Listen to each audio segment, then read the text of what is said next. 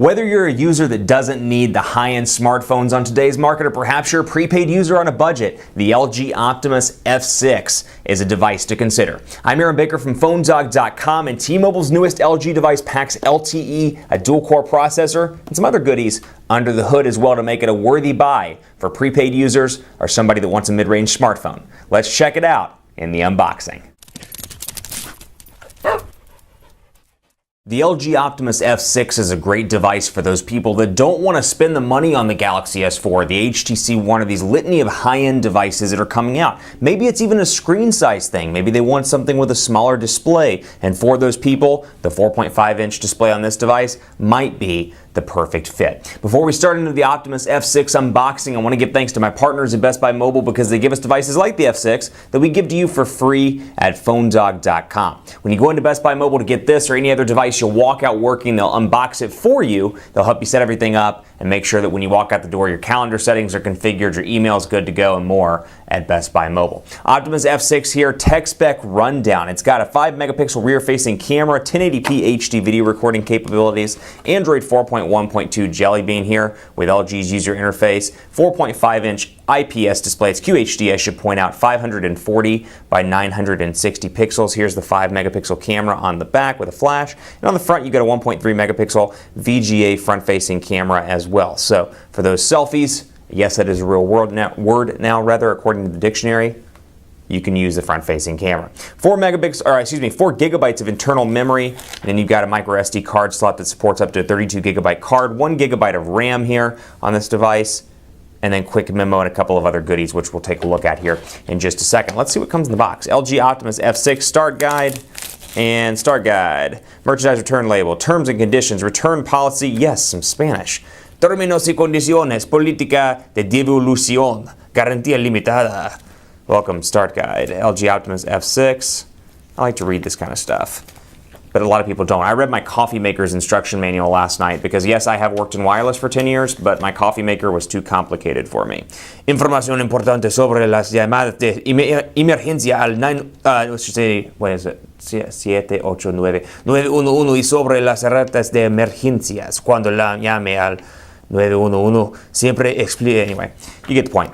USB cable here, an AC adapter module, both with LG logos, and of course the USB input is right there on the end. So accessory-wise, you don't get a ton out of the box, but this is overall what the box looks like, and you've got the tech specs on the back. We'll move that to the side here, power this sucker up, and on the side you can see the power button on the right spine, 3.5mm headphone jack up top. Oh, it was already powered on apparently.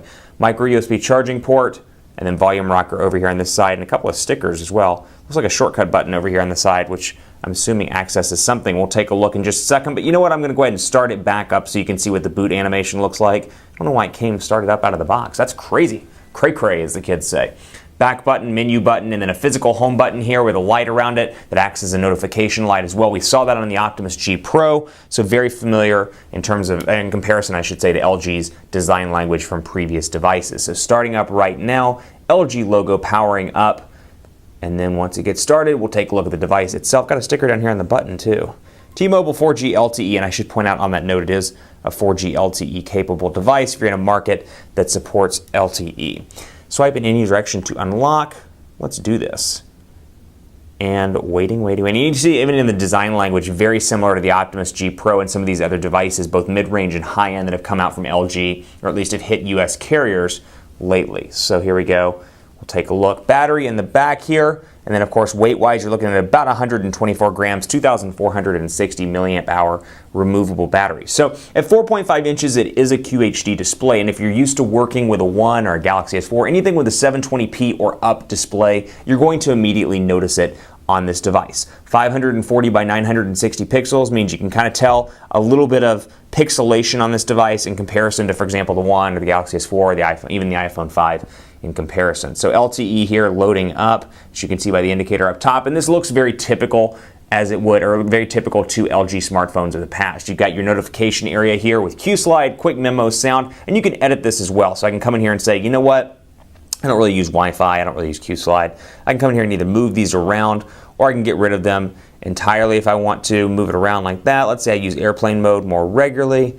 I can come up here, and then I can come up to this top part and add and remove as I see fit. Actually, I do use sound profile pretty regularly, but you can see gets rid of those and makes it a little bit more manageable, but cool to be able to edit that. You got your Q-Slide applications, which you can get rid of those if you want to make more room in the notifications area. If you're like me, whenever I get an LG device, when I got the G2 the other day, I turned off Q-Slide just to make more room in the notifications area on the device.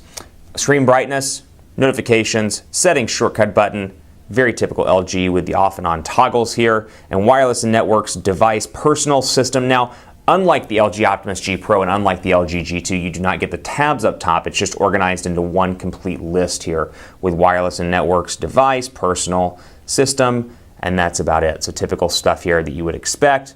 And out of the box, application-wise, let's see what comes in this device. You've got a couple of things. Dictionary, you've got file share, which is an LG thing. On the T-Mobile side, you've got mobile hotspot. It looks like Setup is a T-Mobile specific app here. I haven't seen this on any other LG devices, but then again, maybe I just didn't see it. Quick translator, kind of new to LG. We see that on the G2 as well. T-Mobile My Account, T-Mobile Name ID, T-Mobile TV, visual voicemail, and more. So you do get some T-Mobile stuff out of the box. I find My Account to be pretty functional, and then T-Mobile Name ID as well. Now, let's take a look at the browser and see what it looks like on the 4.5-inch display. And LTE is taken it. So there we go, perfect. So T-Mobile.com. Let's go to my favorite website, PhoneDog. PhoneDog.com. Well, my data plan does not work on this device, apparently. We have to fix that between now and the review. But you can kind of see the 4.5-inch display here. Portrait, landscape, medium size for a lot of people. It could be a nice sweet spot. Travel is obviously very easy on this device. It fits easily in the hand.